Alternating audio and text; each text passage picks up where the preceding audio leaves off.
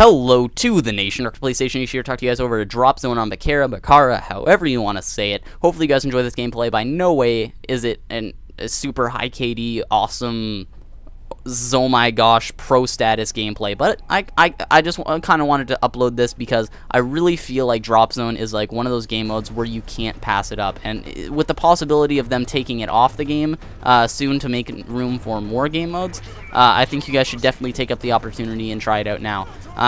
In this commentary, I'm basically going to be talking about how I feel about Drop Zone, some of the ins and outs of it, and give you guys a few tips and tricks that I found in my limited experience of this game mode.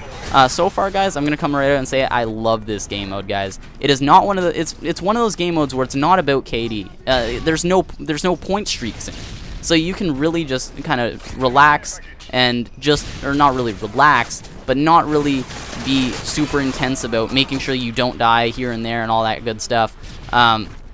And you can just kind of just go for the objective. Like, you have one task, really. It's go for the objective. It's not like when you're trying to get that AC-130 in domination and you have to look around, make sure that nobody's sneaking up on you, get those kills, make sure that when you call in your Reaper or Predator missile that there's nobody around you, and be super safe about everything. It's not like that. You can kind of relax. There's one objective, and that's all you have to do. And you have to make sure you do that to your fullest extent. And I found that really fun. It's just really freeing, and it's a whole new way of looking at Call of Duty.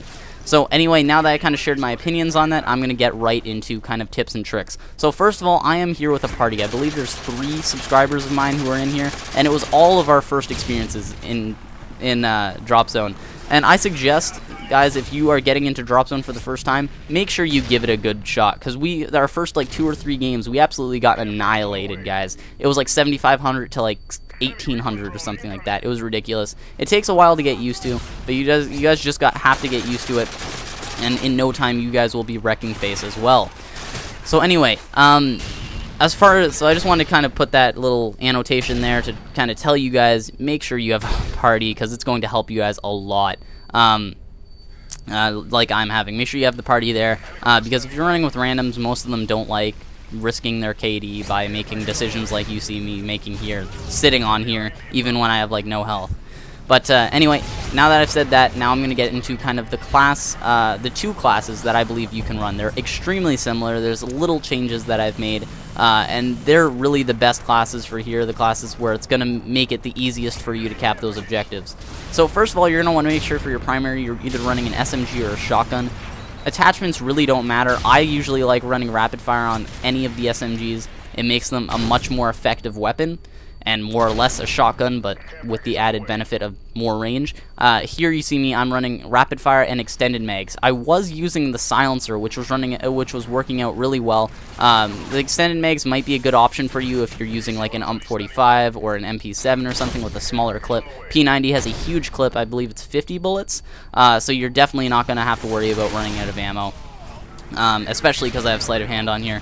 So I really just wanted to test that out to see because I've never actually used extended mags on a P90. So anyway, that's just the reason why I used it. Really, it's up to you guys what you find, what proficiencies do you like to use, what ones do you find most effective, and you really have to just kind of toggle with it and kind of feel for the game mode and figure out what's best for you. As for secondaries, I'm using the MP9 Akimbos, and as much as I don't like using Akimbo machine pistols, this game mode is just so hectic, guys. If you get flashed on a capture point, you just pull out those Akimbos and just spray from the hip, and hopefully you can at least damage an enemy so somebody else on your team who has died and is running back can take him out. So it can really save your life sometimes. I know it's kind of noobish, but really this game mode is so hectic. You need something to kind of balance it out, especially because in here I'm not using Blast Shield, and I'm going to get to that when I talk about the perks. So I am using Sleight of Hand Pro, and I'm just really using that just because I really need the faster weapon swapping, because when you run out of ammo in a clip, you don't want to go for the reload right away. You want to swap weapons. And also, just because I like Sleight of Hand Pro, I am using Quick Draw, and I'm using that because I'm pairing it up with Tactical Insertion. If you guys pair up Quick Draw Pro, because you have the added ability of dropping down equipment faster, with the Tactical Insertion you can drop down within 2 seconds, have it down, and not have to worry about dying. The other option you have is running Blast Shield. Blast Shield is awesome, guys, and if you guys don't have Blast Shield Pro and want Blast Shield Pro, this game mode, within 3 games you will have Blast Shield Pro, so that's another great benefit of it. So yeah, you guys can use Blast Shield if you don't want to use the Tactical Insertion. If you guys are using Blast Shield, feel free to use like a trophy system or EMP. EMPs are awesome. They take out your the sentry guns, assault drones, any equipment that they have on the capture point, and it makes it much easier for your team to capture the drop zone. So that's kind of the suggestions for there. Finally, for the 3rd tier perk, really it's up to you. Don't use something stupid like Dead Silence or Marksman or something, because that's not going to help you out. I just use Steady Aim so I could fire from the hip and all that good stuff. So anyway, hopefully you guys kind of enjoyed this gameplay. My tips for that, again, point streaks don't matter. I ended up getting 26 and 17. Point streaks do not matter in this, so that's why I didn't really need to talk about them. But anyway, guys, hopefully you enjoyed this. I highly suggest checking out this game mode. It is extremely fun, and I will definitely be playing it more often.